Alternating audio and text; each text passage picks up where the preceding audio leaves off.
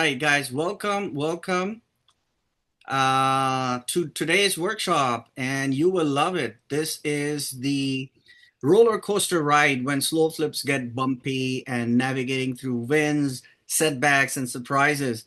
Let me introduce the panel for you, starting with myself. My name is Amir Khan, and then we have Cameron Peters, and then we have Sabrina Gordon, and then we have Kevin Gilbert. And together, I think we have substantial experience. And also, sorry, Matt Mall is, I'm sorry, did I pronounce your last name correctly, Mall? I Mel, got it right. yep. Okay. He's helping out, volunteering, and he's going to be monitoring the chat. So just letting you know that we will go through the workshop. We'll try our best to wrap up everything up in about an hour. I do have a whole bunch of questions that we prepared. We're going to talk about it, keep it as interactive as possible. This is for you guys. We are doing this entirely for benefit for the community. So please interact, which means ask questions. And I only suggest that use the raise hand option in Zoom. If you're on the mobile device, I'm not sure if that sometimes it's not visible. You may have to click on the screen somewhere. Sometimes it's hidden, but I prefer that you use that. If you can't find it and you still need to ask a question, you can put it in the chat and let Matt know that, hey, I can't raise my hand through that. All right, so we'll get to that. So we'll have a full Q&A session towards the end once we're done with the topics. All right. So having said that, I'm still admitting people as I go along, but I'm going to start by telling you why we are doing this because of personal experience. So I joined Freedom Accelerator program about now 3 years. I'm into the third year.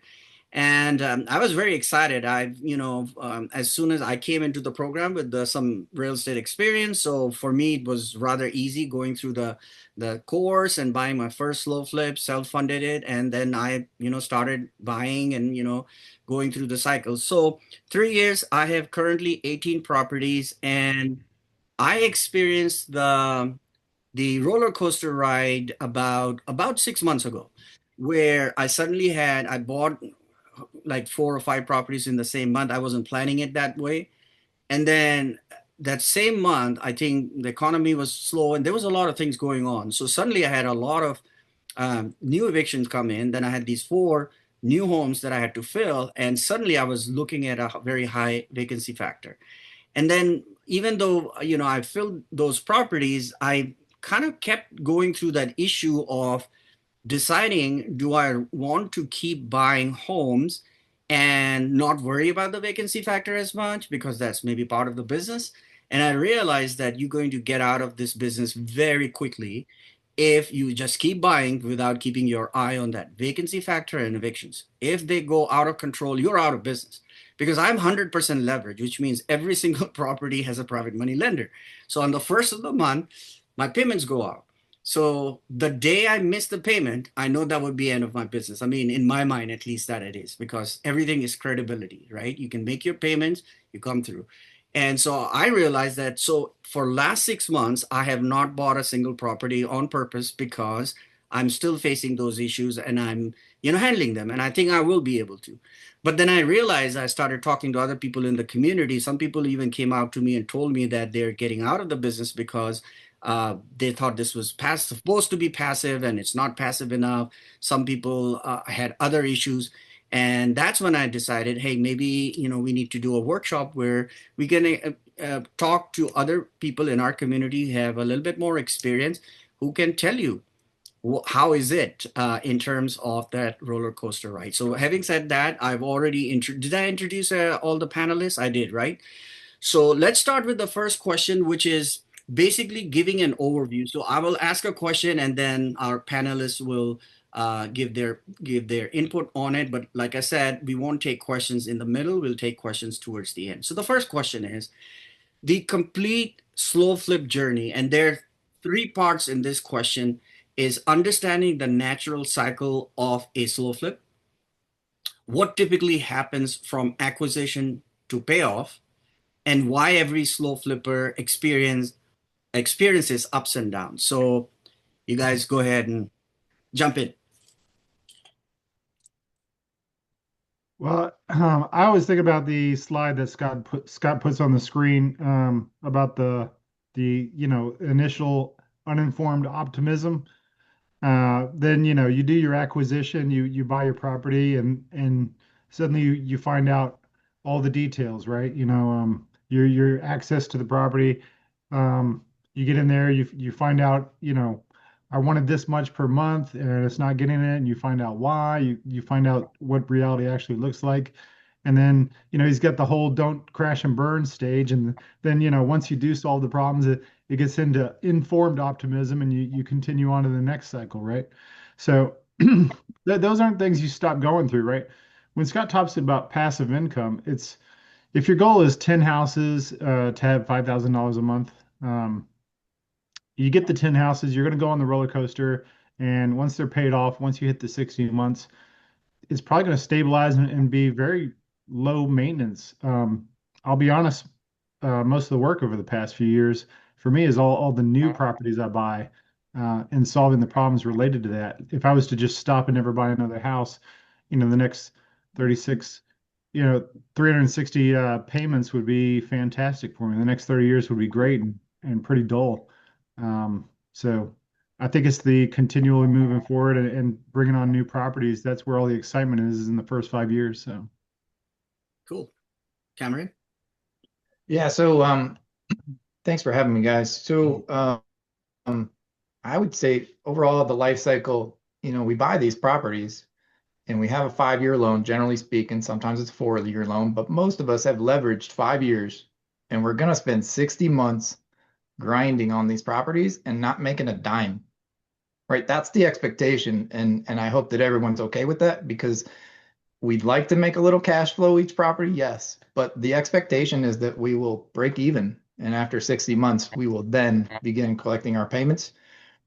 So I like to step back and think of the life cycle. It's the full 30 years.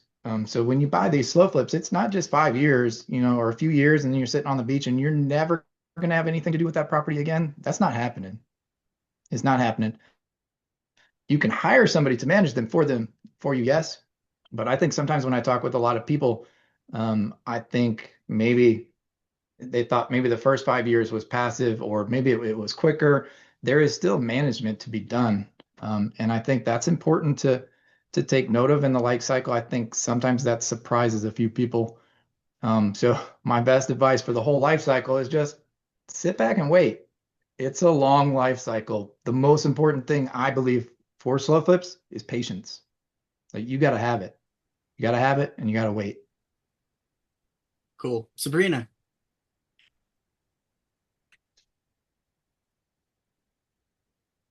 Sorry, my mute button wasn't working. All right. So, yeah, so when I'm gonna go back to like when I first bought my first slow flip. I thought maybe that I'd buy it, put someone in it, collect payments to repeat. That's what I thought.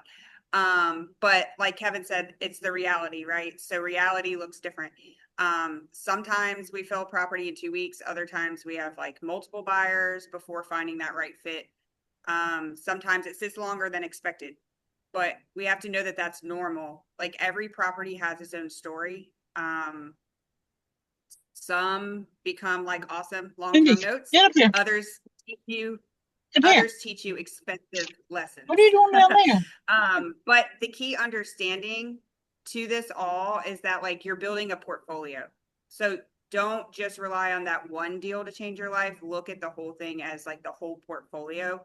And like Cameron said, like for the first 5 years, it's not as passive as, we would like it to be, but just the thing I can say is just to keep being consistent, because after that 5 years, when that private money lender is paid off, that's when it's going to become more passive and all those payments are going to become, rolling in, and it won't be as stressful. It's still going to be stressful. There's still going to be some things, that come up, but, just getting through those first 5 years, is what I can say is going to pay off.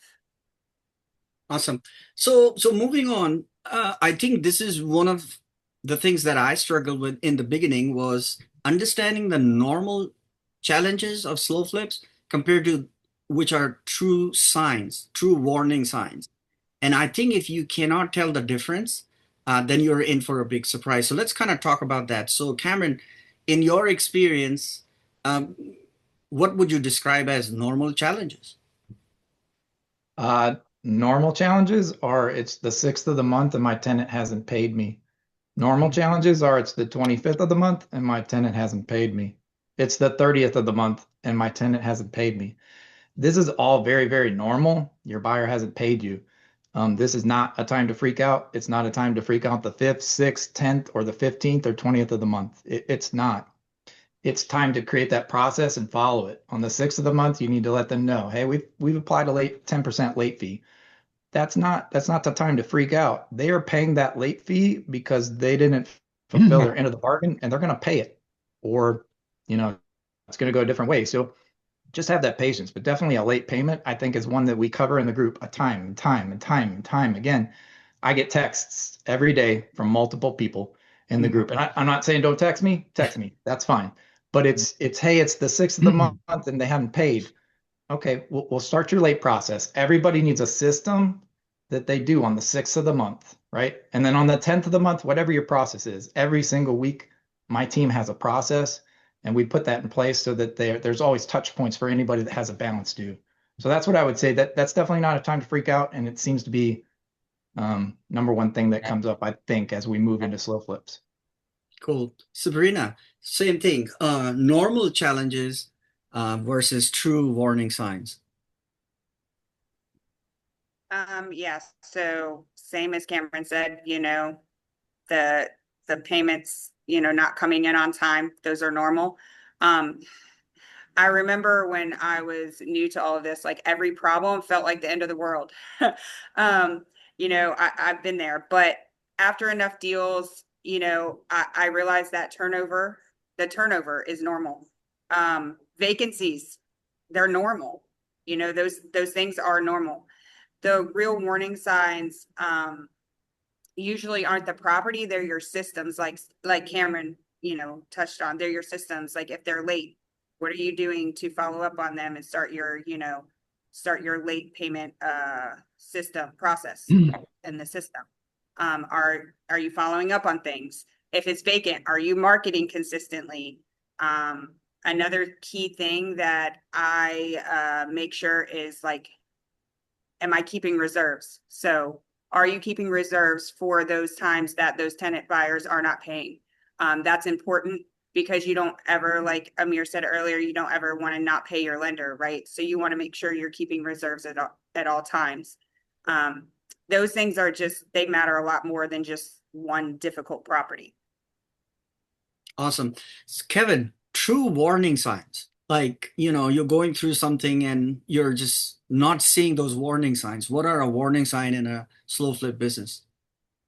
Man, I don't have a technical answer for this one because I think, as Cameron pointed out, and even Sabrina hit on, is the longer you do this, the more systems you develop and you solve a problem, and next time that problem comes up, you have a better answer.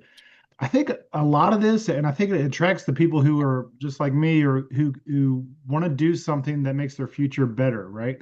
Like if you're taking on problems and you're solving these problems, it's because you see that the future is better, that you see that in 61 months, I get to keep the money and it's not going to the lender. You see a future where your future is better than it is today. And I think that the warning signs are when you start to not see the light at the end of the tunnel. So processes, the processes are good for you and they're good for next time the same problem comes up. But also, like Cameron's talking about, the 6th of the month, somebody hasn't paid, you got to get on. And I literally explained this to somebody 2 days ago, where it's like you're doing them a favor by being a hard ass because, we don't have credit checks, right? So we're dealing with a certain kind of personality. Generally, is they don't plan too far ahead. They're not that organized.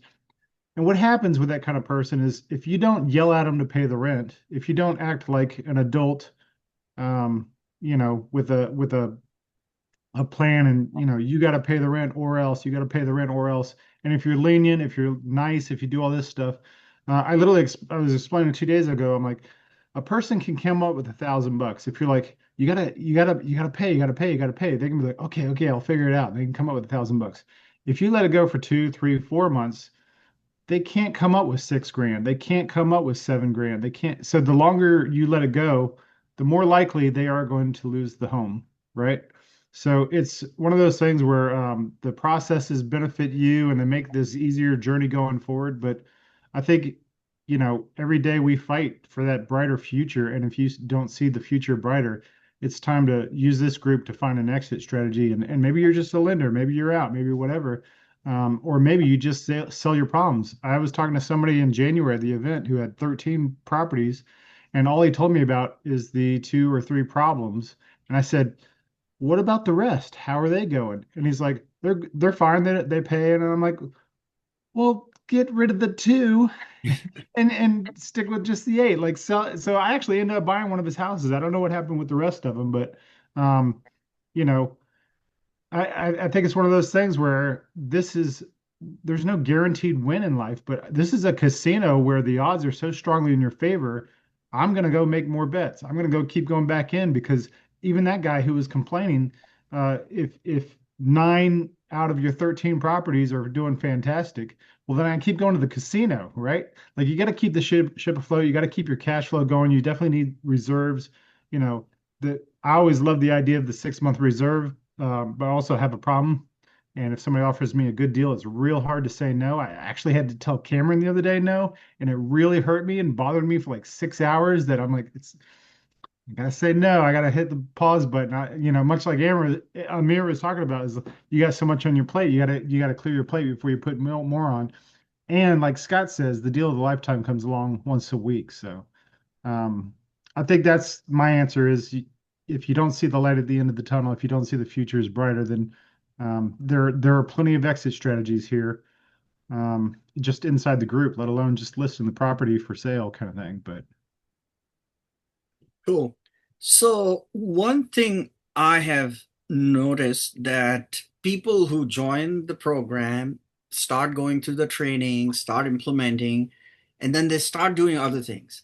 And there's nothing wrong with it. We live in a free country. You can do whatever you want. But Scott talks about, look, if you're doing slow flips, then yes, call it a slow flip. But when you start doing other things, then it's not slow flip. Then don't say that this system doesn't work, but because you're not doing the system. So let's talk about this. Why the slow flip model still works, even with the turnover, vacancy, and eviction compared to other things that are out there in the world. Why the slow flip model still works, considering all the other things that you still have to do.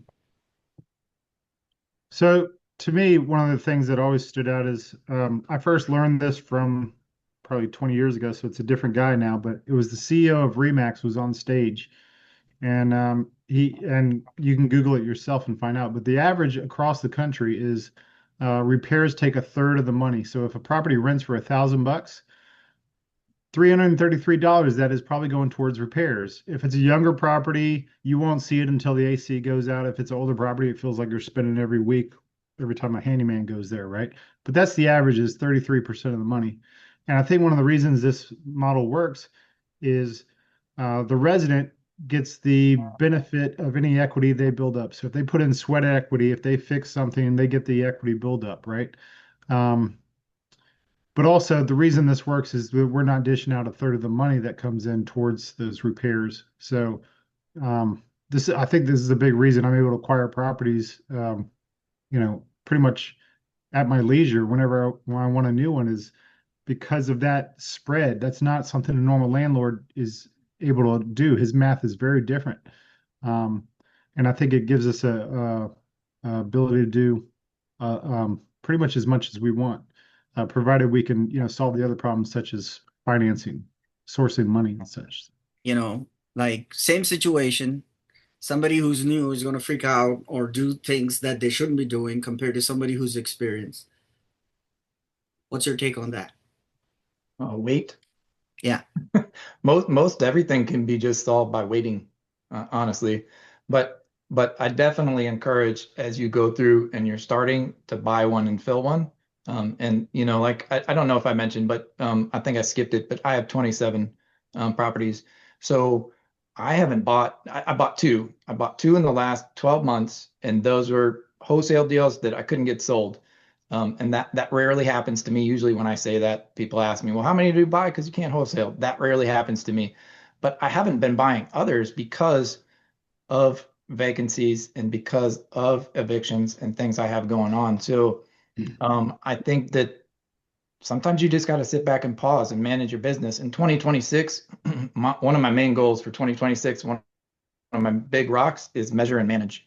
And so I've been working very deeply in my own systems to measure and manage my own portfolio performance. And now's not the time to buy because I got the numbers to see that I'm not in the green every month. I'm breaking even. I'm where I should be, but I'm not in the green. It's not time to buy. So I think that, taking your time and having patience and not, I mean, Amir mentioned it at the beginning, and all of us will tell you, buying the slow flips, easiest thing ever. So easy, so much fun, love it. That's going up the roller coaster, right? Everybody's like, woohoo, we're gonna go over the top and come down the other side. That's easy. On the other side, you got to manage it, right? And I hope that, I think it was a bit of a learning experience for me, but when you start buying slow flips, that means that you have no idea how to manage slow flips because you've never done it before, right?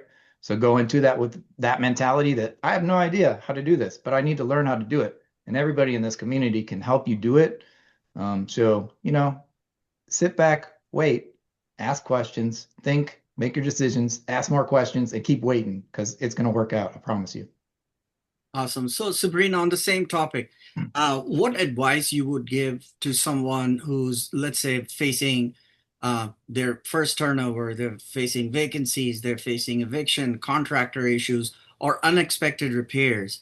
What would be your advice to somebody who's relatively new and is maybe freaking out, thinking that this model doesn't work?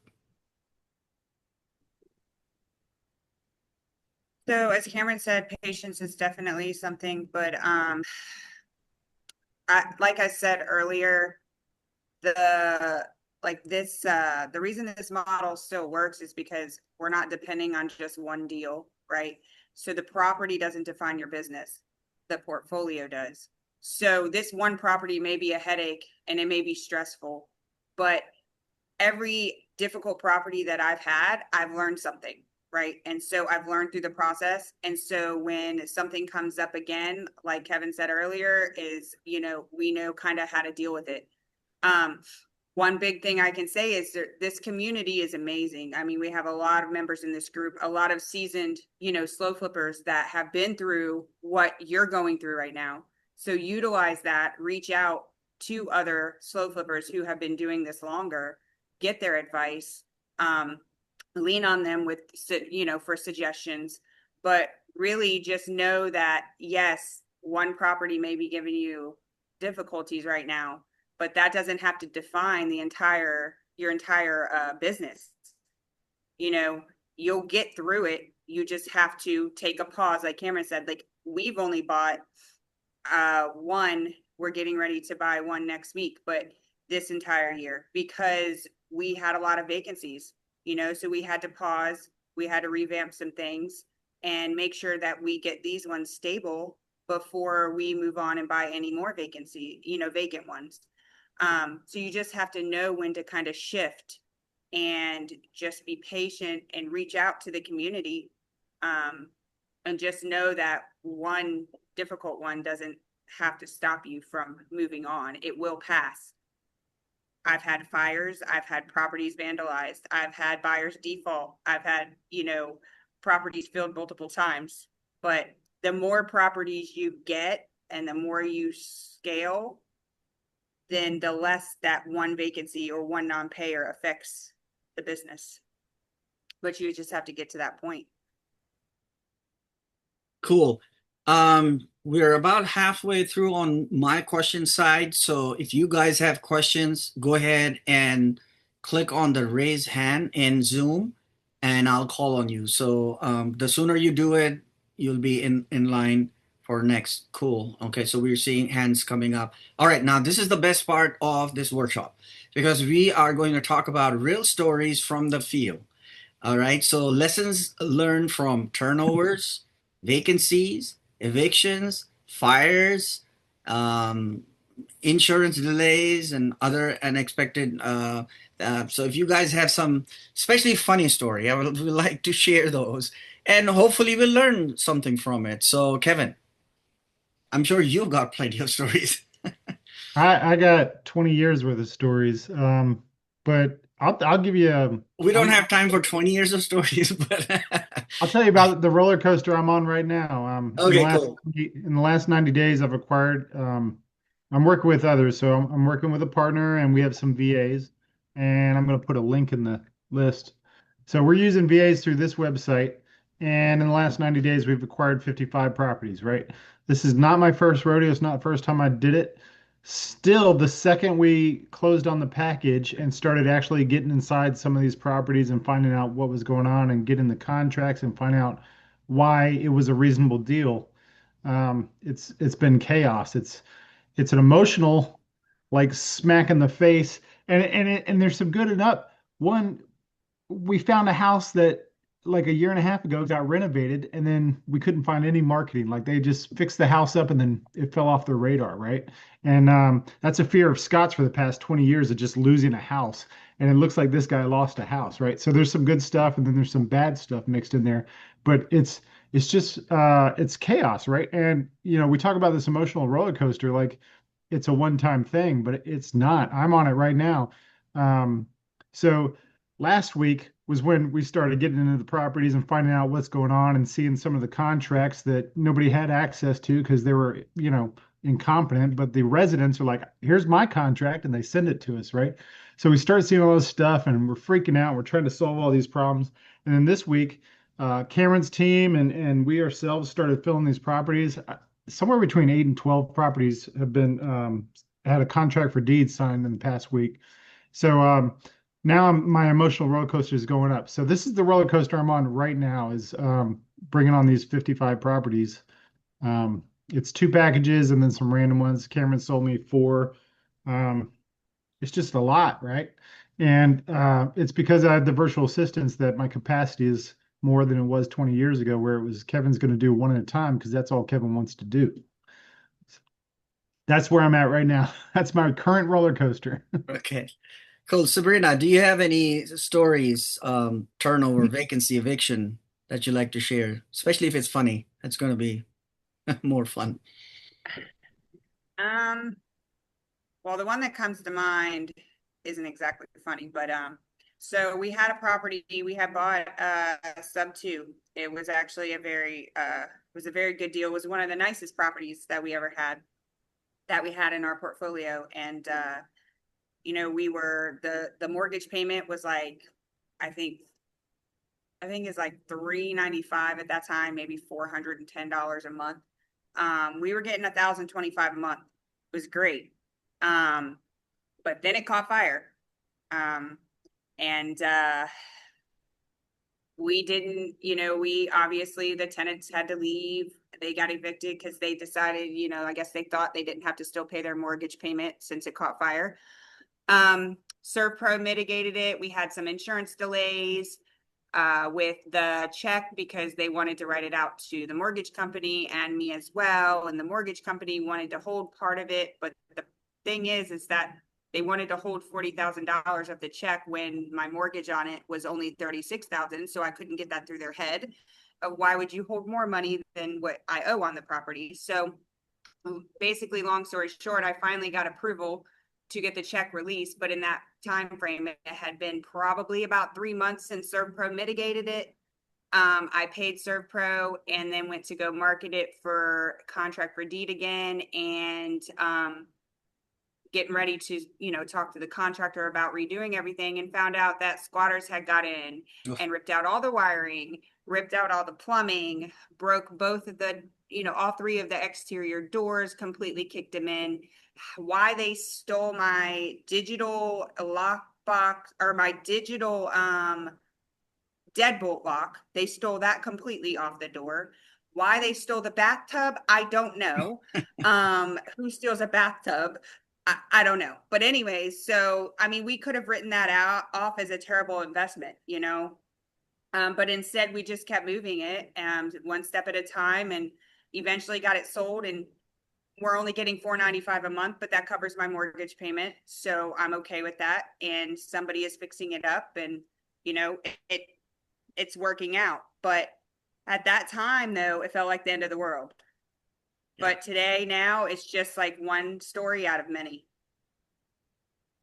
Wonderful. Let me share my story here. It was funny is that one of my best properties that I bought in terms of how it looked, condition wise and all that, beautiful home in Toledo, and relatively new boiler, heater, water heater, everything. And we were very excited. We were going to get it. We were already showing it during the first week. And I'm not kidding this. During the first week, somebody kicked in the front door. So they literally kicked in and they stole the boiler. To this day, that I couldn't figure out is how would, so which means it was like people came with a truck, there were a couple of people, and that's all they stole. And I thought that that was at the end. I mean, what do you do, right? A boiler is, I don't know, six, seven, $8,000 something. But you know what? I freaked out for literally maybe an hour. After that, I had a discussion with my guy in Toledo, and we figured out, okay, what can we do with that? He asked me, are you going to buy a new boiler? I said, absolutely not. He said, okay, the next option is let's find a contractor. And that's what we started working on, and that's what we ended up doing. And guess what? That headache went from freaking out to a solution. Now, I'm not getting the same monthly that I would have gotten with the new boiler in, because this guy actually put in a new boiler, which is great. In my property, there's a boiler. But that was my story that I learned from, is that, you can't freak out. You got to first assess objectively what's going on, whether there are other exit for this situation before you give up or completely figure out that feel that you have to sell the property or do something drastic. There is always another option. So that was my story quickly. But Cameron, you want to? Yeah, so I was thinking about 3 stories about 3 vacancies. So the first story, I bought a property in 24. So I've owned this one for like 2 years. Very cheap property, bought it for cash, no lender. So that's the first one, right? That property turned over 3 times. And the funny part of the story was one of the buyers bought it, paid me a couple monthly payments. They had their handyman go by, they looked at the property, but then they finally went by the property themselves. And I found out because they sent me an email after that and said, no, we terminated, da da da. And they stopped paying. So the funny part was when we sent the handyman by the next day, we were in contact with the neighbors there, because the neighbors were actually mowing the grass for us. They were like, hey, can we mow the grass? And we're going to park our cars in the backyard. So that's something else to think of too, is being friendly with the neighbors is not bad, right? So they were doing that. So the neighbors said, yeah, these people, they came by and they Ubered by like 11 o'clock at night. They walked through the property for like 5 minutes and then they left. So that must have been your people. Super funny, right? So that property after that, it sat vacant for 1 year. Oof. Okay. Yeah. Gut punch, right? Again, there's no lender on this, but I'm still paying taxes, guys. I still got a property out there that's not making me a dime. Okay.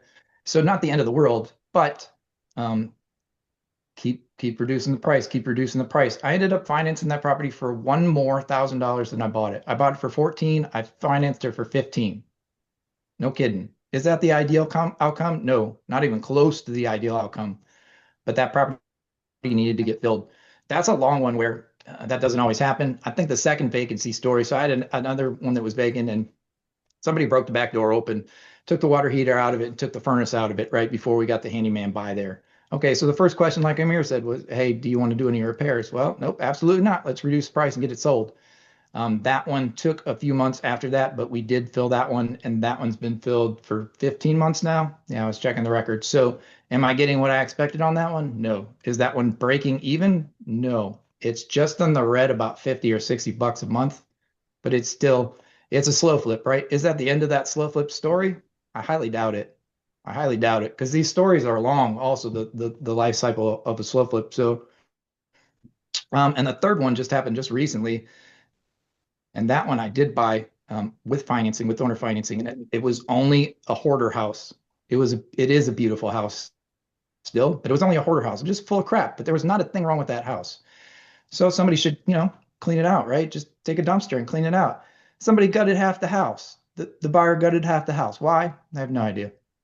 This broke me, and I don't no, I don't want to say that. This was a real gut punch to me because for whatever reason I was like, why did they do that? And I fixated on that for like a week or so. And well, my mastermind people, Kevin and Sabrina, are here, and we talked about it.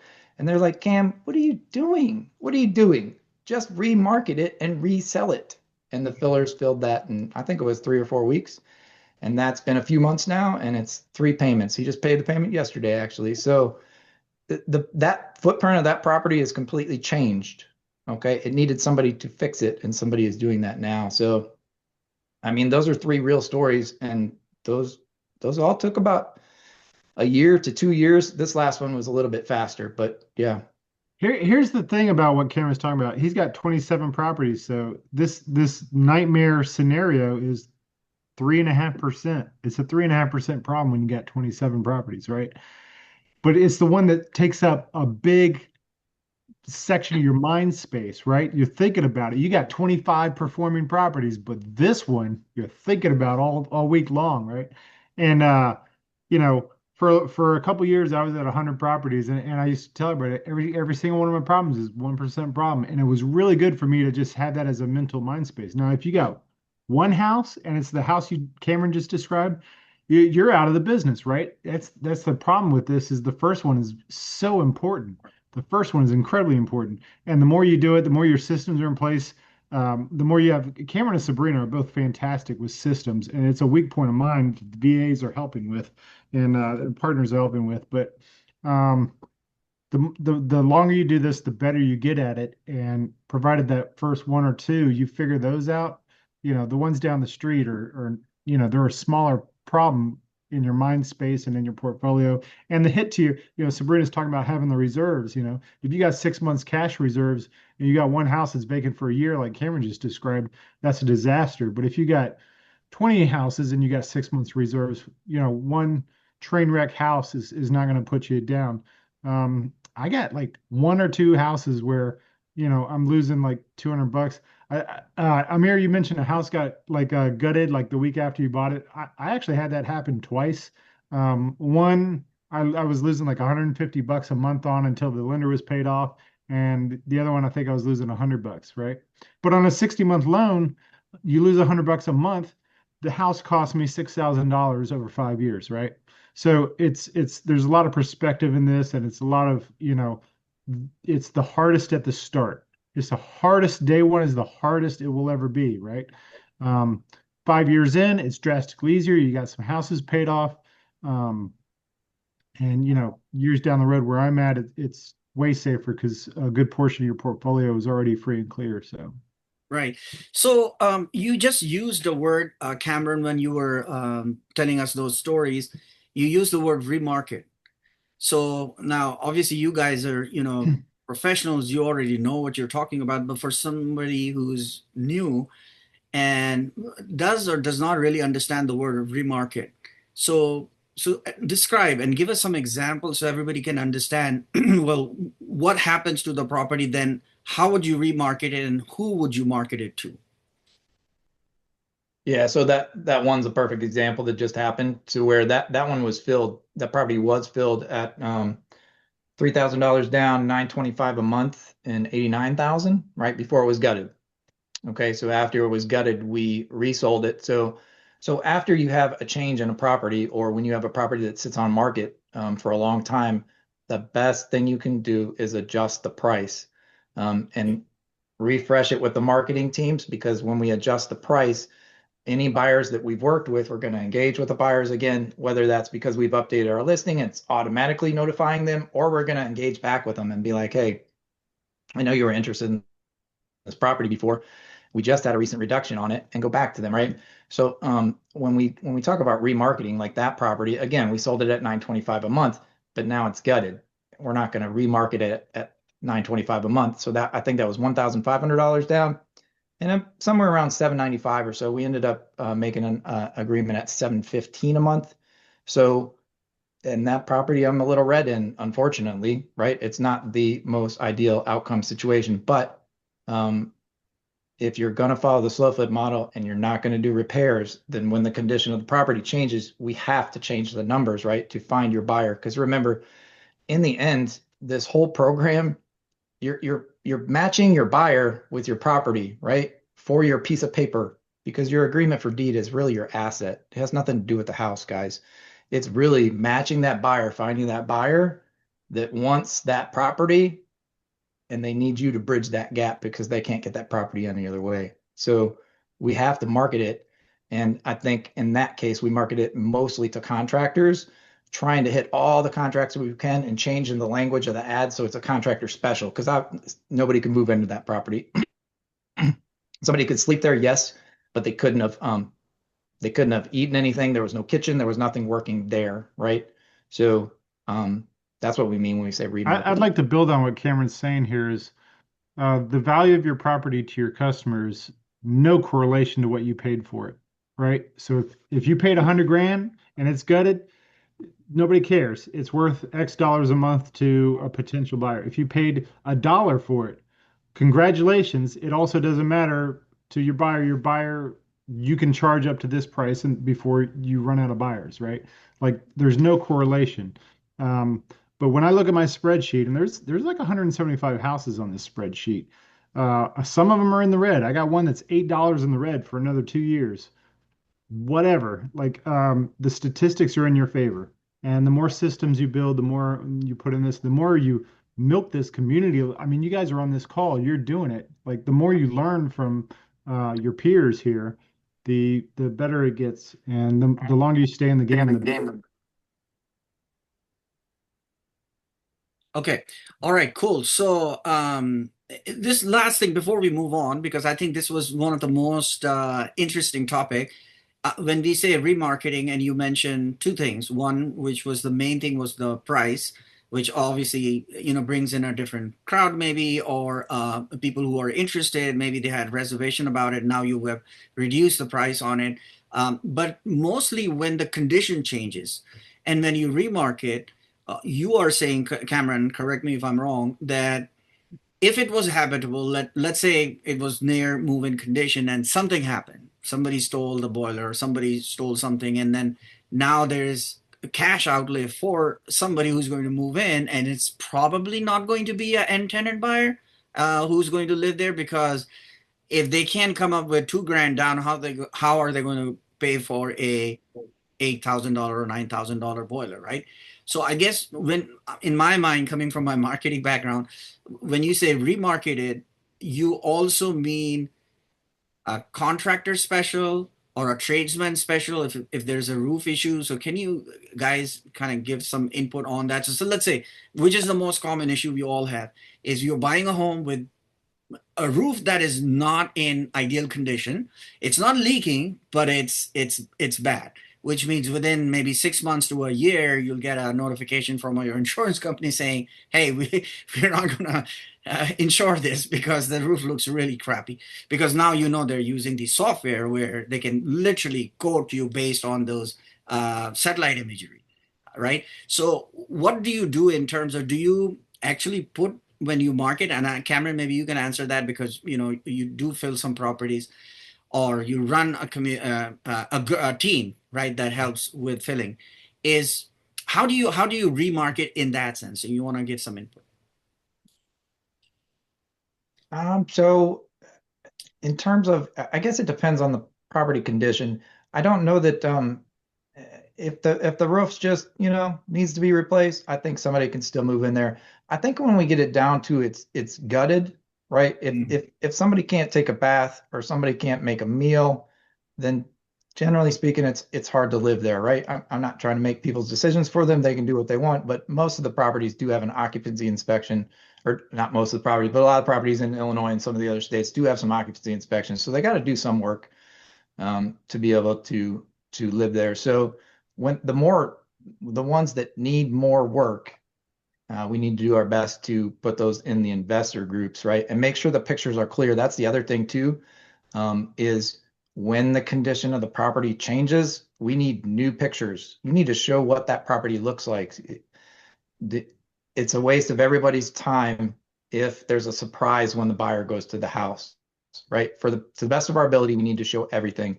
So if there's nowhere in the pictures that there's absolutely no HVAC, no heating, no cooling in this property at all, and we send a buyer by and they're like, okay, well, it's great, but it's got no heat, and I'm sorry, I can't take care of that. Like, that's not my wheelhouse to get that taken care of. So I think the pictures have to do a lot with how we market it, and they're very important to show the actual condition of the property, because we don't want our buyers to have surprises. We want them to know exactly what they're signing for, so they are successful, because when they're successful, we're successful, and that's why we're here. That sounds good. Okay, cool. So next, let's go back to the main topic, which is the roller coaster ride. Now, if somebody is at the bottom of that ride and they think that they need to quit, what is your suggestion for somebody who's going through that frustration, fear, and doubt? What are the things that they can put in place that can help them? Now, obviously, everybody's situation is different, but generally, what would be your advice, Sabrina? Yeah, so there were definitely moments where I've questioned everything. Definitely that. But every time I look back to where we started compared to where we are, I realize that, we're still moving forward. I think it's important not to make emotional decisions during the temporary setbacks, because it's very easy when you're emotional about a certain thing going on for you to make a rash decision that probably wouldn't be the best decision. So I think that's the biggest thing that I had to learn too, is not to make my decisions on emotions. So yes, it's stressful. Yes, there's times where I've questioned everything and I've thought, should I just throw my hands up and I'm done? Actually, a few months ago, back in October, Sean and I were really at a point where we were just ready to throw our hands up, and we were done. But we had went to the REI Black Book conference with Damon, and he said a few things that kind of encouraged us, and we were just like, this is just temporary. So let's take a few days. Let's ponder on things. Let's kind of take our emotions out of it and make sure we're making the best decision, for our business. And once we were able to take a few days and just kind of, step back and relax a little bit and not let our emotions take over, we realized that it would have been not a very smart decision just to throw our hands up and quit. Now we're past that, and we're to the point now where it's becoming, fun again. Yes, it's stressful here and there, but it's not in that time has now passed, right? Because we didn't give up. We kept pushing forward. Cool. Kevin. Um, this is emotional stuff in psychology, right? This is keeping your brain in a good place, which is challenging, and we're all different. And our tools are different, but your worst days are not representative of your business, and that's hard to remember on your worst days, right? I often focus on what matters 5 years from now, and is this going to be something I'm even going to remember in 5 years? So I try and take a longer view.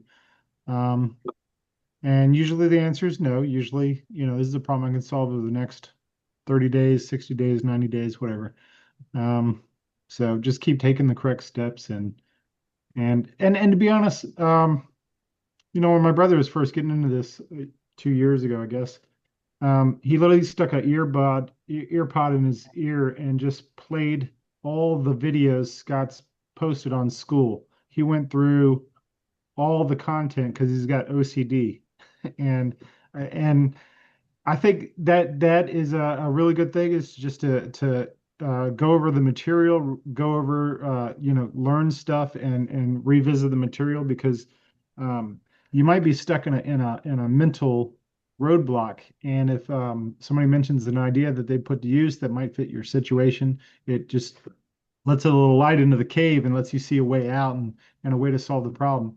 I mentioned a guy earlier had 13 properties and was stressing about 3 of them, and I bought one, and it took a problem off his plate, right? So he's still got 8 that were performing, and I have no idea what happened to the rest, but that might be an option. Is if you have one nightmare, just get rid of it, right? Don't let it, you know, let it be a speed bump and not a wall.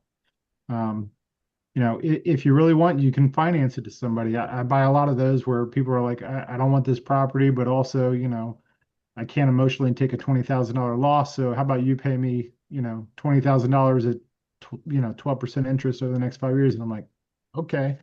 And then, I'll make it work because it's just one more in my portfolio. It gets thrown into the mix. So there's a strong network here. There's a lot of resources here. There's a lot of, you know, material and options that'll help you if you're in a place to listen or be open to the suggestions. So. That's a key, right? You're willing to be a learner, right? Rather than thinking that you know everything. We are all learners, and that should be the attitude. Okay, so Cameron, again, somebody who is at the bottom of the roller coaster ride, and they have this fear, their doubts, and all these things are creeping in emotionally. What is your advice for somebody who thinks they should be quitting at this point? I would ask you to talk about the problem, to speak the problem out, and then ask yourself, what is the worst thing that will happen? What is the absolute worst thing that will happen if every single thing goes wrong with this problem? Right? So your property's been vacant, like I said, for a year. What is the absolute worst thing that was going to happen to me with that property? I was going to continue to pay taxes. That's it. What is the worst thing that will happen to you when you're in this situation? And what can you do today? Kevin touched on it, just, positive thinking. Positive thinking is key to everything. But what can you do today? Because you can do something today. Now, there's a catch to that. You can do something today, right? You can check that the eviction's been filed. You can check if your property's vacant. If it's still okay, you can send your boots on the ground. There are things that you can do today.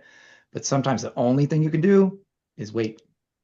So I know I said there's something you can do, but sometimes it's just waiting is all you can do. But I find a lot of times that if you ask yourself, what's the worst thing that's going to happen if this continues to go just terribly wrong, the way it's going to go, it's still temporary. It will end. And once you figure that out, ask questions here. Call somebody up and talk to them. Sometimes the best thing you can do is just ask. And somebody else has probably been in that situation. And you might find, like I did with that gutted house, and I talked to Kevin and Sabrina, and they kind of looked at me silly, like, Cam, what are you doing? Like, why are you focused on this? Is silly. Why? Right. And it only took about 5 minutes of talking to him for me to be like, dude, what am I doing? Right. And the worst thing that was going to happen is, well, honestly, I was doing the worst thing, which was nothing. And the property was just sitting there because it had been gutted. So I'm just saying, take a step back and realize that the worst thing that's probably going to happen, it's not going to kill you, and it's probably not going to be the end of you. So just take a breath, try again tomorrow. Give me a call, shoot me a text.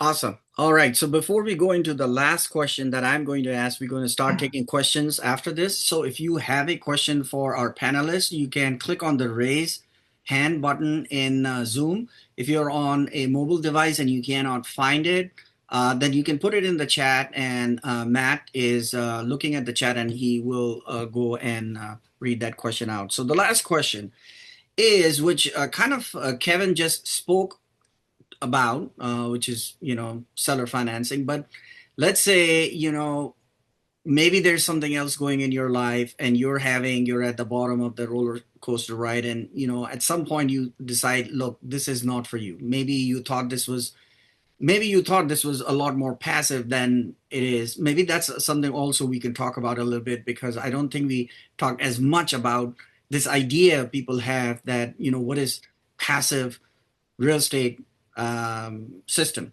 right? So we're going to talk about that. Let's talk about that first. So before because my question was about somebody who wants to walk away. They bought few properties, they've had challenges, and they just want to walk away.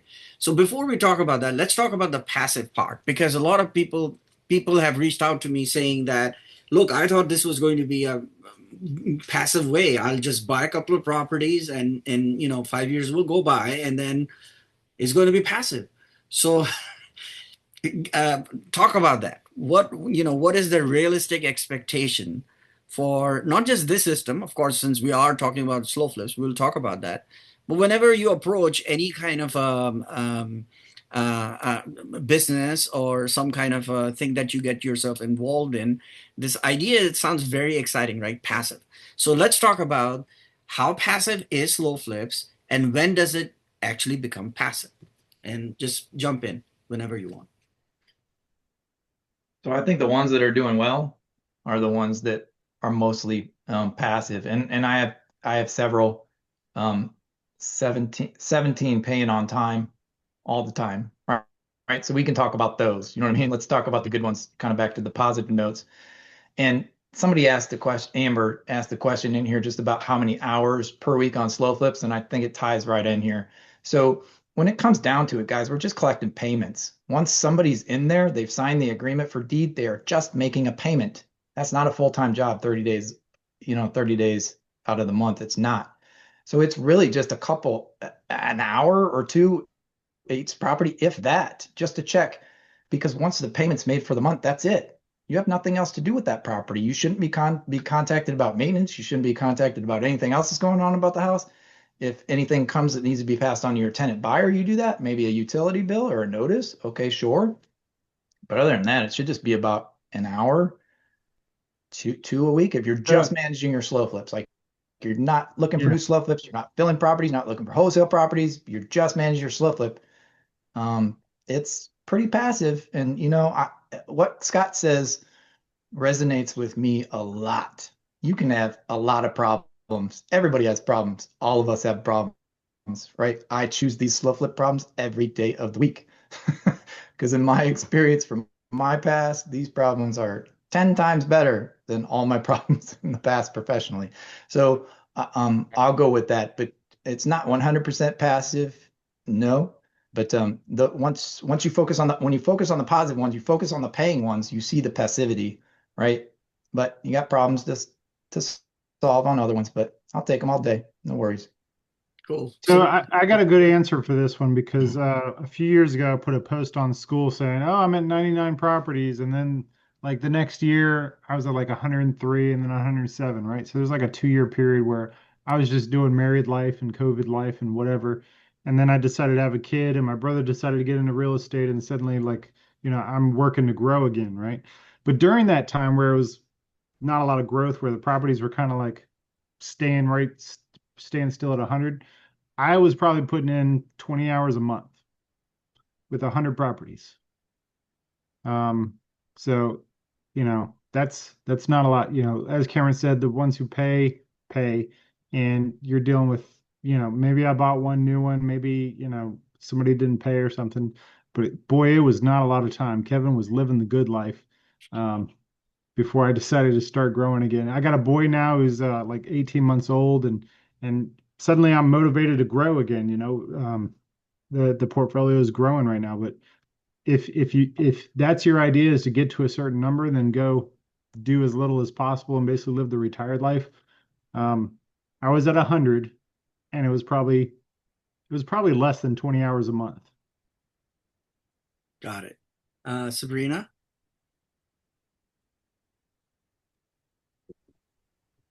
I feel like Cameron and Kevin really kind of hit on it. You know, this business is not 100% passive, but what business really is 100% passive? I mean, every business requires some sort of work. Now, are there some that are more passive than others? Absolutely. But with this business, you're looking at the long game. Like Scott always said, it's not a get rich quick strategy. For the first 5 years, especially, there's going to be a lot of, things that you have to deal with, and then you're paying the private lenders. But after that 5 years is, up, I'm not guaranteeing that you'll have your lifers, but there's going to be a lot of your properties that you're going to finally find those lifers to where it's going to become more passive than it is in the very beginning.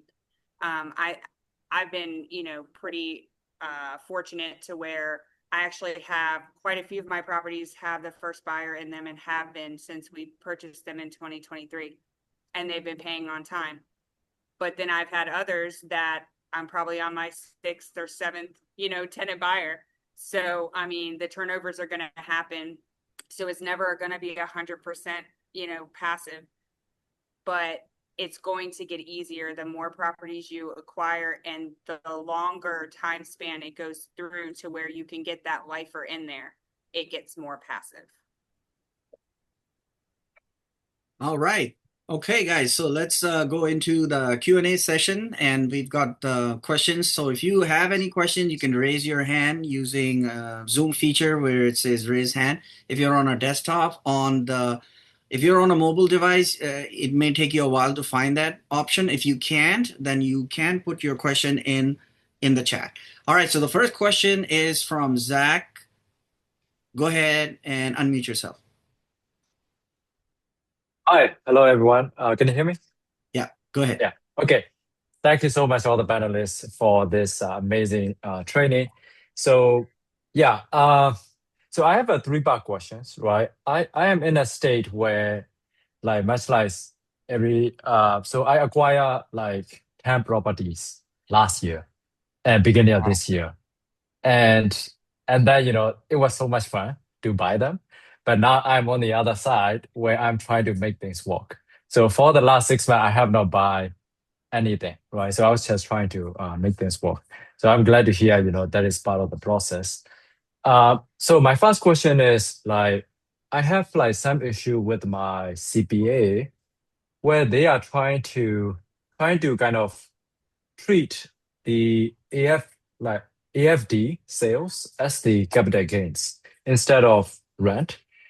And I haven't really closed on it, but I think that's a problem that I'm facing. And I want to hear what advice from you guys.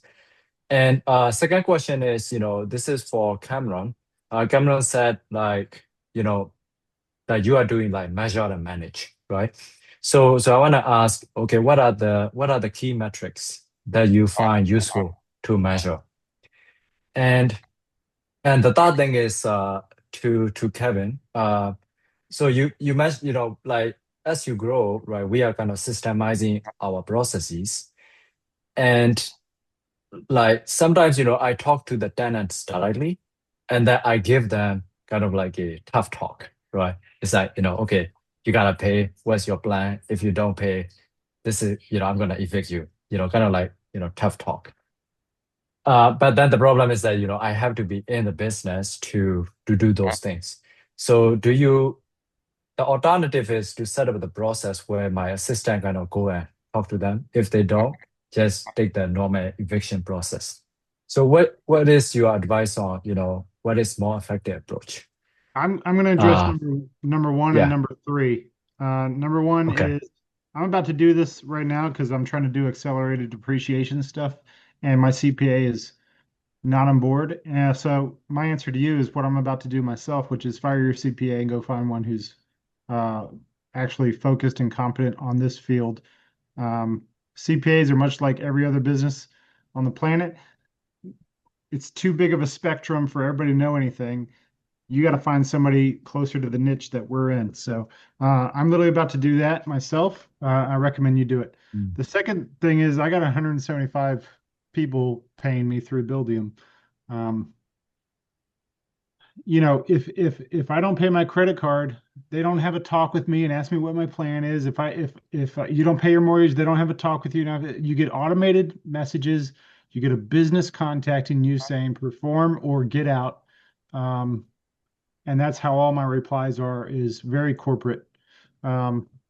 Typically my replies, so the past year I've had VAs and we've created a lot of templates, probably 100 plus templates for every little situation, right? You have to literally do a search. You can't just scroll the list anymore. So typically my replies are, okay, ChatGPT, we're going to send a message to this person. I need it to be a very corporate reply, and preferably I want to link to a educational or informational page. Like if they're like, I don't know how to pay online, I'm like, well, here's a link to a Buildium thing on how to do it. Oh, I don't understand pay numer. Here's a link to, so those are typically my replies. They're very repeatable. My VAs can literally copy paste or hit a button, whatever. But that's pretty much how it is. There's no emotion. I'm not asking you, is your mom sick? I'm not asking, I'm not asking any of those questions. I'm basically like, you made a promise. You're not upholding your end of the contract. If you don't uphold your end of the contract and keep your promises, there are repercussions. Yeah, gotcha. One follow-up question, Kevin.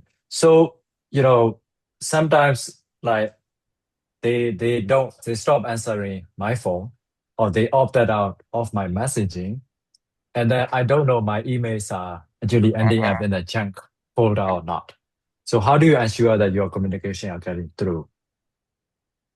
There's a combination of automated emails, text messages, and mail that actually goes to the property. But also, I don't care if they don't reply. If you don't reply, it's still going through the court process to get you out. So none of these options. The only thing that buys you more time is money. That's it. Pay. Or you're going through the whole process everybody else is going through on the same timeline everybody else is going through. Um, I I don't know any of my residents' names. Uh, and if I do, you're not staying there. Like you're out. Please. So that's my answer you know, it's very automated, it's very corporate, and I try not to get into people's personal. I'm not trying to build a relationship. This is a business transaction between us. And the people who take it serious live fantastic lives. Like I got some people who've built huge equity and their payments have not gone up. I had one person whose payment was 895. I just saw one posted in the school on the same street and they're asking $2,200 a month for it. And I'm like, they've been there too long, but they've been there for a decade and I haven't fixed anything. So, they get the benefits and the burdens of, the contract for deed, for the ownership, the equity that builds up and the repairs that come. So, but we're not friends. I'm not coming over for Thanksgiving. Perfect. Thank you. Uh, Okay. uh, You got Cam, it? can you answer the metrics Yeah. question? Yeah. So on the KPIs, Zach. So good to see you, man. So on the KPIs, I like to measure the loans. I like to know the loan payments. So all the properties, I have a spreadsheet, right? The loan payments, I like to watch them go. Right, you fucked that up. Oh, we lost Cameron. The late fees that are coming in. And then there's also, the tax escrow amount and the insurance amount that Yeah. comes from that. Hey, Because I like to see Cam, the cash flow. I from the think property. we lost you in the beginning. Can you do you mind repeating that? Yeah, Yeah, can you you got guys cut hear me off. now? Yeah. Yeah. Okay. Yeah. So in terms of measuring the slow flips, the measuring and the managing, I want to see the loans. I want to see the loans I have out, the PML payments that I'm going out. I want to see the payments coming in, both the rent payments and the late payments, the late fee payments, right? And then I want to see late payments on average, just who my late payers are. So it's really just monitoring. There's not a lot that goes into it, right? Because it's just payments. But I want the most focused measure and manage is I'm sending out all these PML payments. I don't have off the top of my head, but I mean it's $18,000 or $19,000 that goes out to PMLs every month, right? I need to make sure, obviously, that there's at least, even coming in to break that or to meet that, right? And reserves is very important as well. But that's the measure and the management is just the payments. And that helps you watch the averages. Because guess what? I have some months where they're paying 19 to 20 some $1,000 total payments coming in. And in June, we got $8,000. Like, so is that a moment to freak out, guys? No, not when you look at the last 12 months, because guess what? That dip happens. So that's why you measure and manage. Otherwise, you'd be like, holy crap, in June, I only made $8,000, right? There's only $8,000 that came in for my properties in June. Okay, we had circumstances going on, and I can show you why that is. And that's important. But May was over $25,000. So like, you know what I mean? It just happens. That's the way it falls sometimes. So I want to measure those things in terms of the slow flips. And Well, then Yeah. I Cameron, would, one of the yeah. big ones for me is you're talking about cash flow, and that's incredibly important. Another one that's really good for my brain, and it's really just good for Kevin's brain, is I look at the principal and interest paid every month, and you're like, oh man, I only made a couple grand. Like all my LLCs are pretty much broken up by dates, right? So I got one LLC that's 8 years old and has like 30 properties in it, right? And every month it's like my principal on that LLC was paid down by $14,000. You're like, oh, that LLC made like 4 grand, but really it made 18 grand, right? And that's really good for my brain. So. Yep. I think when I got cut out, I was talking about that because I got that idea from you. I like to see that as well. Yeah. So that, Zach, that's another big one. I like to see the loan balance go down every month for all the properties and see the equity increase, right?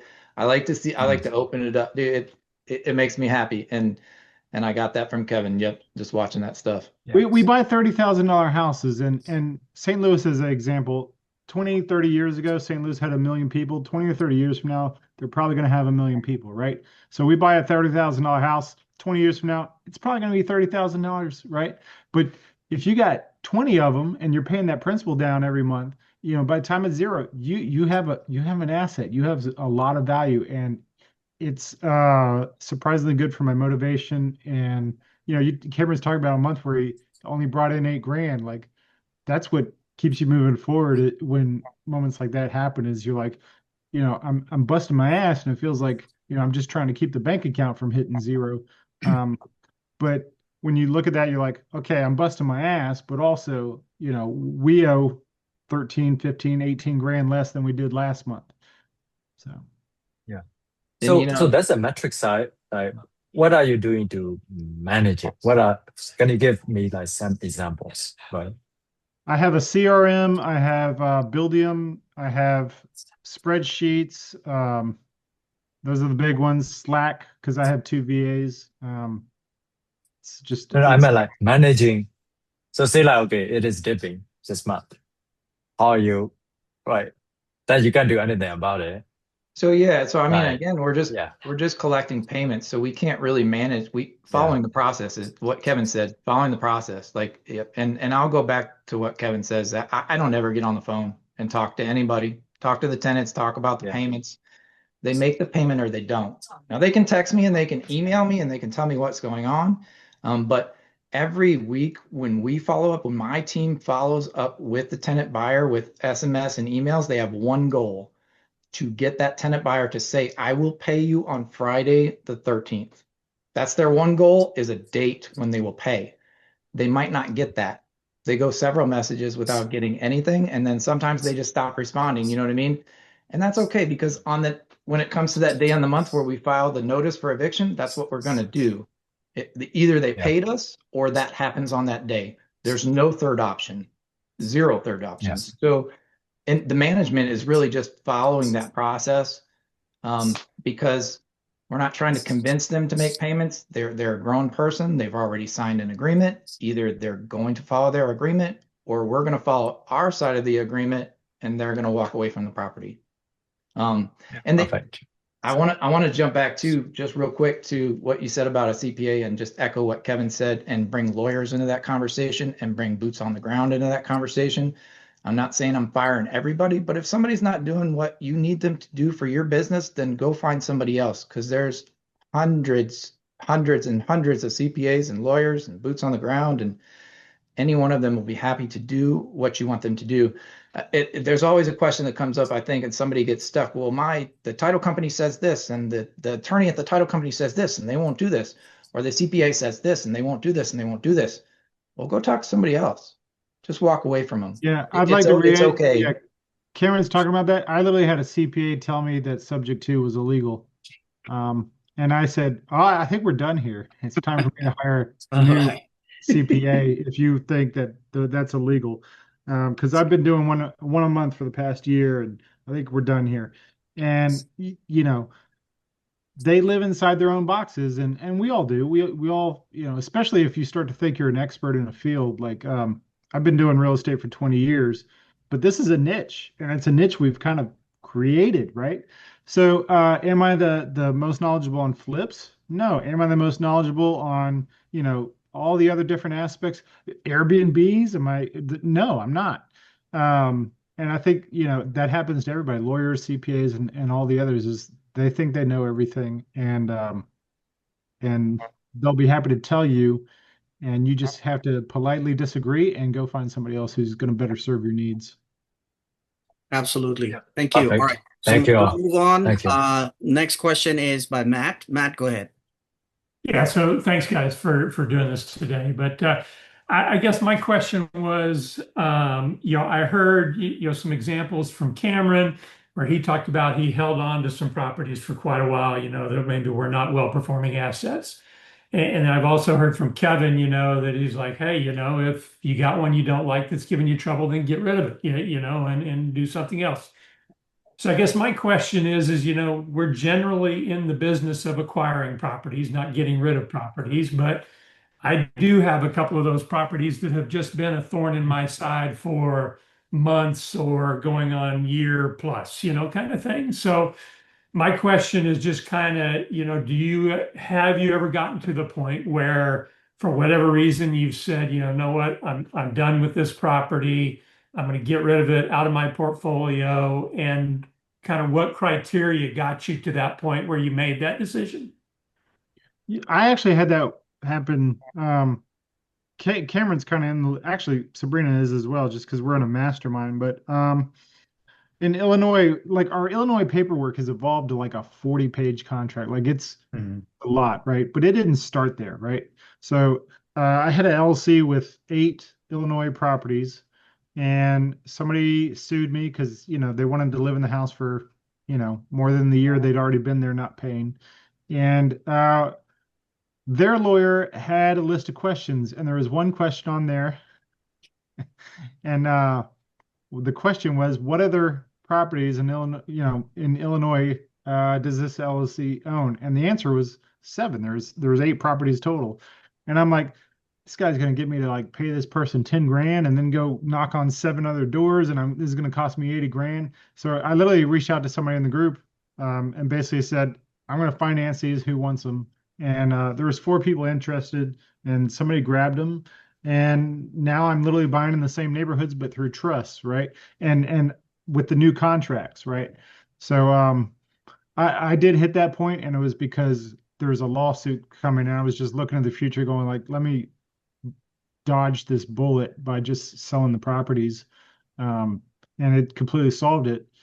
So between the new LC and and then that lawsuit went away like 2 weeks after I sold the property. So I'm like, congratulations. Yeah. But now when I go forward, all the properties there are in trust, and basically, I learned from school about trusts, and we're using them, essentially that exact model. So um so let's say I'm looking at a spreadsheet with 175 properties on it. 30 are in trust, like the ones in Virginia, the ones in Missouri. I haven't bothered doing that, but every new house I buy goes into trust, just because now I figured it out. But that's the only reason I've sold. So I sold 8 like 2025, I think. And yeah, let me pull it up. I'm staring at the spreadsheet, but it's basically like somebody else in the group is going to benefit, and there's 7 payments in. So I guess it was December I did it. So. Okay. I would say, Matt, if it's becoming a pain point for you, where it's distracting you from everything else, that's one thing that I know Kevin and Sabrina and I have talked about multiple times. When that one property or that one thing becomes a pain point where you focus on it and you can't let it go, and you've already said what's the worst thing that's going to happen, and you can't deal with it anymore, then just reach out and ask some questions. There's somebody in the group that would definitely buy, a property or multiple, just to take a problem off of somebody's hands. And like Kevin said, the funny part is, because we've done that multiple times, and people come to me and say, hey, maybe could I finance this? Can you help me find a buyer? Or, you know what I mean? And then after that happens, after that new buyer steps in place, the property gets filled and everything seems to just work out like roses. You know what I mean? So sometimes there Yeah. happens to be that time where the party's like, oh, maybe, but you know what? If you're sleeping better at night, Matt, then that was worth it 100%. And I've only sold one of my properties, and that was about a year ago. And I just had a lot of vacancies at the time, and that one was free and clear. So I financed it to somebody in the group. So, and it's on a 5-year loan, right? So I'm the private lender on that one. But that one was, I think I had 7 or 8 vacancies at the time, and that was just one of them. And so my talk was, all right, well, one problem, I'll put this out there. And I didn't know if anybody, but there's always somebody that will take it, and they've been paying on it, and they're happy with it. It's filled, it's performing for them. And it Yeah. seemed to all go well about 30. That one took about 30 or 60 days after we closed for them to fill it, but everything seems to be going well now. And it was a Yeah. pain in my butt for 2 years. Well, So and that's where I get to. I'm like, I don't know, I don't want to pass my problem on to somebody else, Well, but I hold guess on, if Matt. we're- Hold on, Matt. That guy I was telling you, I just looked it up, which is why I want to say this. Is that guy was telling you he had 13 problems and he sold me one of his problems, financed it to me at 12%. It's costing me $82 a month. I am losing money. He sold it to me, and before I bought it, Cameron's team filled the property. Like, I literally signed it was like 2 days before closing. I signed the contract. So that one's going to cost me 82 times, 60 months. So literally my cost for this house is 82 times 60. I'm paying $5,000 for this house that was driving this dude crazy, right? I'm losing 82 bucks a month for Yeah. 5 years, whatever. This is the second time it's happened. Cameron sold me a house recently. The exact same thing happened where the guy's like, I'm out, I'm done. And he financed to me. And before closing, the problem was solved. And I'm like, we're under contract to close out. I still want this house. So that's happened twice where I was on the beneficial side of somebody had a huge headache, wanted it solved, and I'm just like, I'm already doing 175 of these, thrown in the mix, whatever, I don't care. Yeah. And the problem solved itself just because, we're doing the business, right? So. Well, let me interject here. Also, remember we were all talking before we started, was that if you feel that the operational side is not for you and you've bought a couple of properties, then maybe you want to explore private money lending, because that's another thing. I mean, at the end, now you've invested so much time and effort into learning about slow flips. You now know slow flips, how it works. Guess who does private money lending for slow flips? They pretty much have to understand how slow flips work, right? So you understand how it works, you understand the operational side. And if you don't think you are cut out for doing the operational part of it, maybe you want to explore that option. So there's other exit options. Seller financing is the easiest one, which means just seller finance it to someone who's going to operate it and just going to pay you. So in that instance, you're also the lender. Did we answer your question, Matt? Yeah, I think you've covered it. Thanks. Cool. So last question, because we got to wrap it up. Kathy, go ahead. Unmute yourself, please.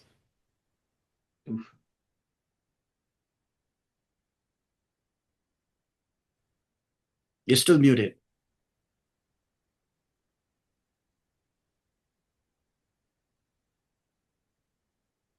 There we go. Sorry about that. Yeah, so this is one, I'm kind of a newbie here. I had Sabrina knows all about this.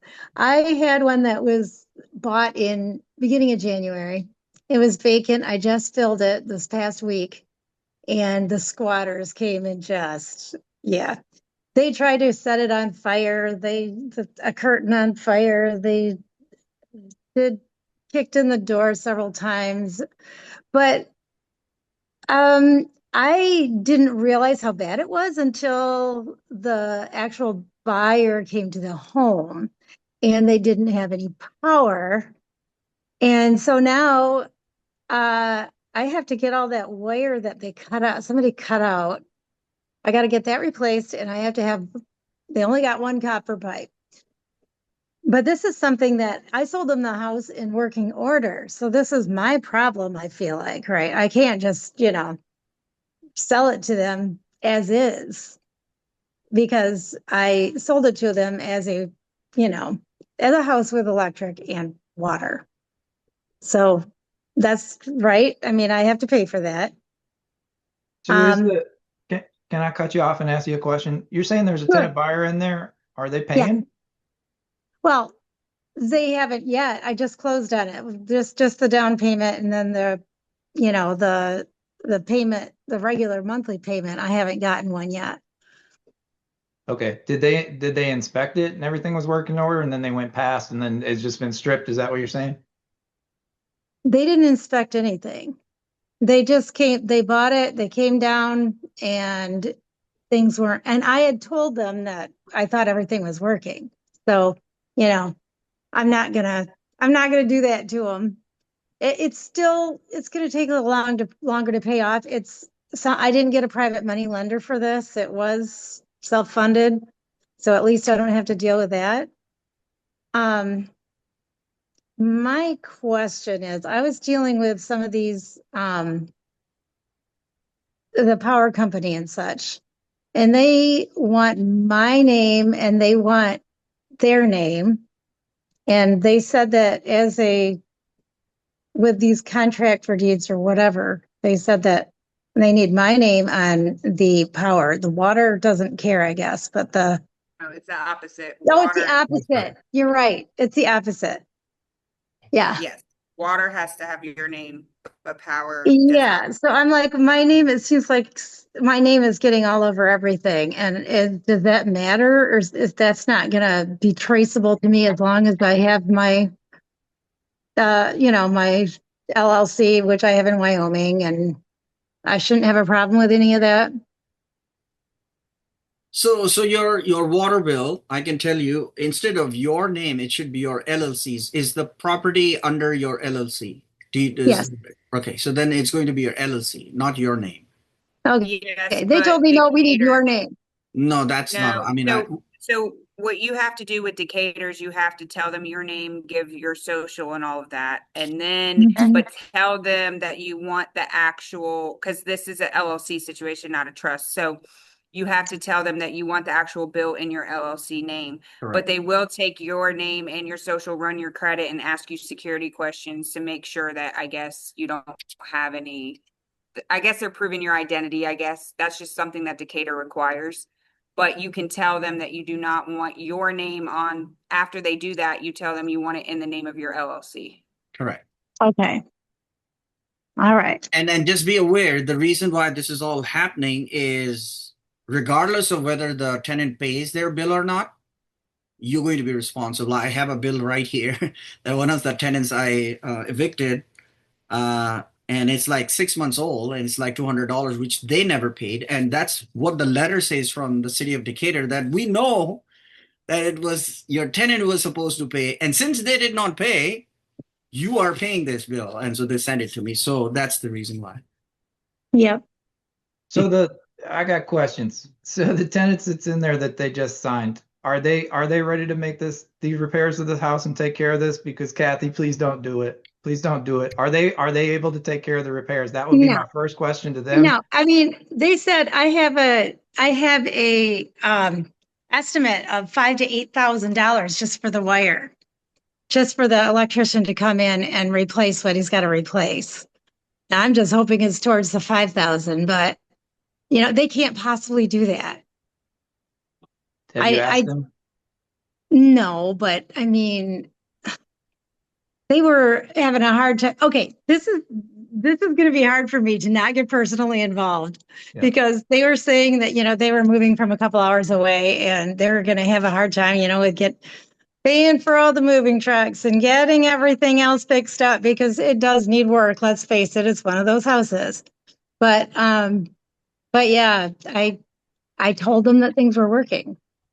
This is a challenge when a slow flipper like you're wearing your heart on your sleeves. And I'm not disrespecting, or you know what I mean? I respect that.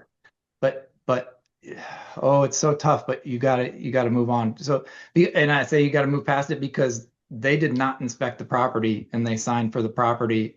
The property is in the same condition it probably was when they signed, right? And they should have went and inspected for it. So I mean, my first conversation would be, are you able to handle these repairs? And it wouldn't be a phone call because I don't want to hear the story about the moving truck and all that. I don't want to know any of that. It's irrelevant to me. can you make the repairs? Can you fulfill your part of the agreement? Is this property for you? And if it's not, well, then let's talk about you walking away, Yeah. terminating this agreement, and we will remarket it and resell it to somebody who can take care of it. Because I'd hate to see you spend that $8,000. It's already got stripped. Why wouldn't it get stripped again? And then I know. that will, if you're at the bottom of that roller coaster, it's going to be easy to fall off, Kathy. So, yeah, I would have that. But I if would I have that told conversation. them, I texted them that it was that things were in working order though. So, Yeah, but Tell them now you have new tell them you have new information. That was information. what you said then. That's not yeah, what you would say now because you know that's no, not correct. We have to right. operate on today.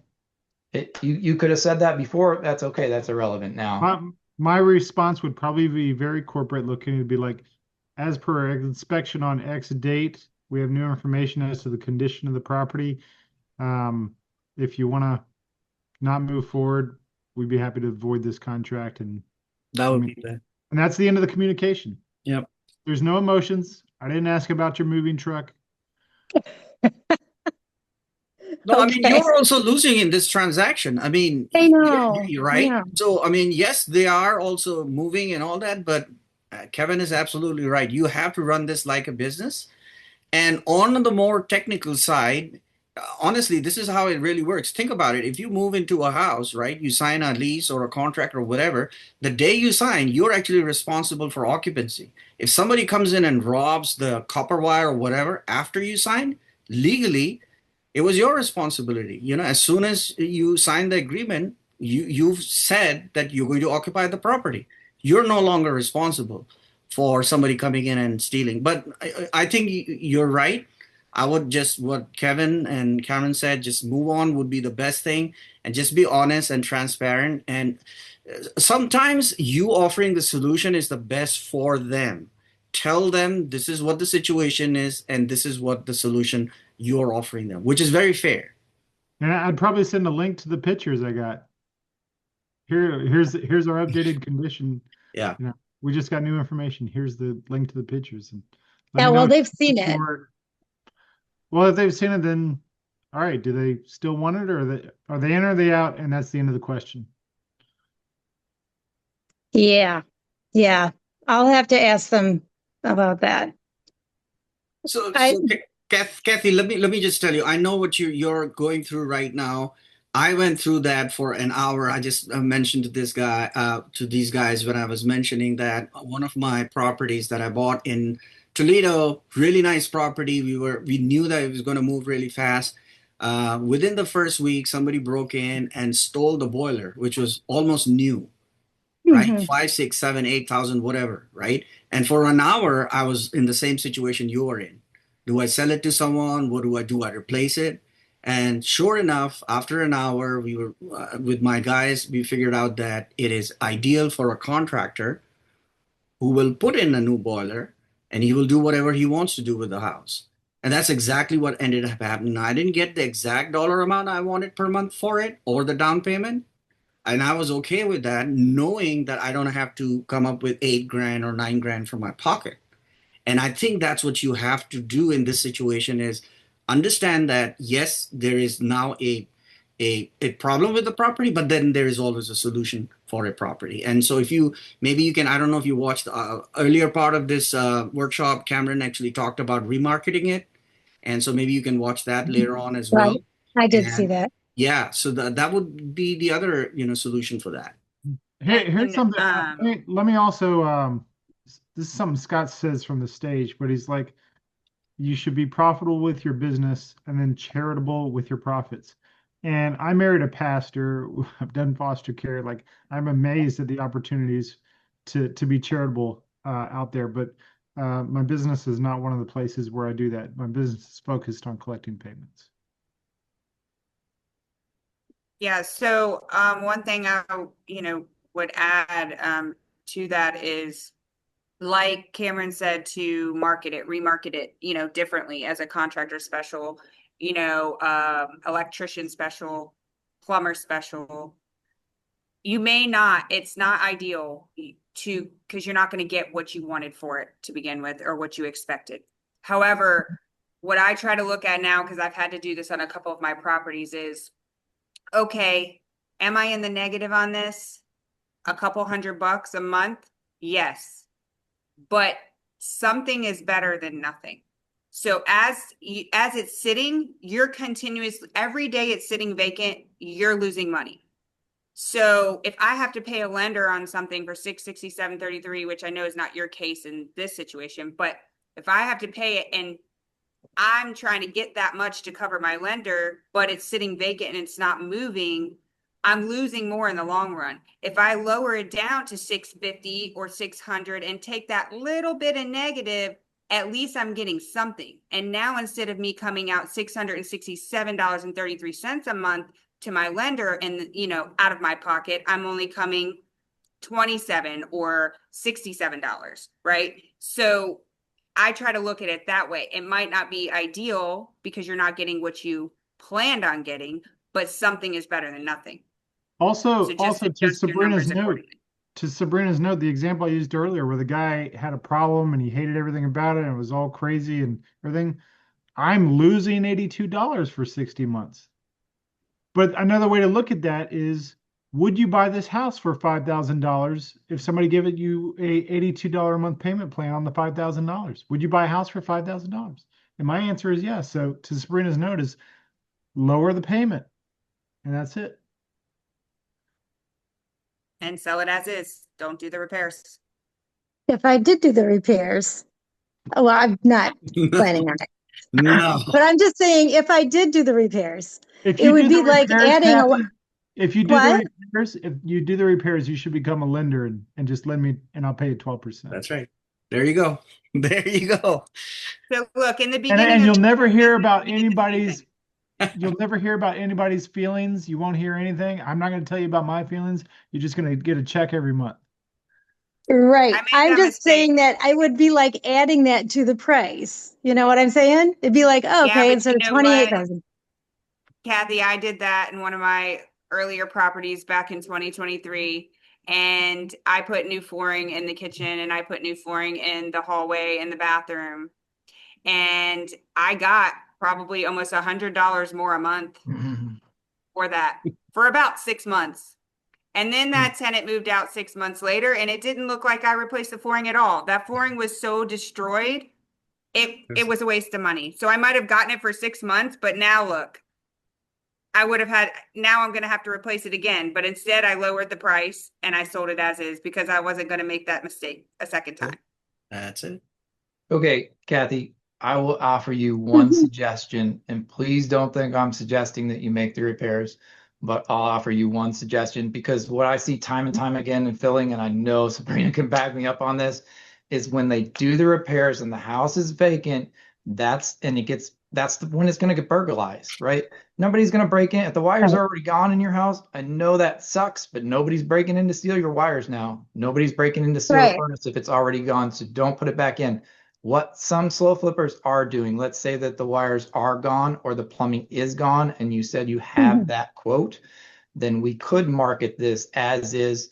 And I'm just going to make up numbers to say $1,500 down, $600 or $700 a month, so on and so forth, with a note that the owner will consider financing the electrical work that's needed or something like that with an approved signed contract, full down payment paid, and then maybe even some income qualification or something if you want to do that. I've seen some slow flippers do that when they're like, okay, they offer the option up and they're not necessarily putting them in the corner to say hey, I'm going to do all this electrical work. I'll discuss it. I'll put it out there. And usually when they do that, they want to see more income from the buyers. This is not something that I've considered, but I've seen it. So I wanted to offer you that option, but please don't do it when it's vacant. I think that's a recipe to get it stolen. Yeah, it's not vacant. I mean, they're moving in immediately. They're already down there, but they bought a generator. Anyway, that's another thing I was thinking. What if I offered these people who really want the house? It's been vacant for so long. I had the hardest time filling this thing.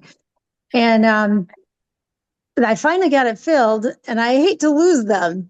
That's the thing. I just wonder if I could spread it out have them pay for it, but spread it out over payments over a period of time. If that's something that they would consider, is that something that people do Yes. that?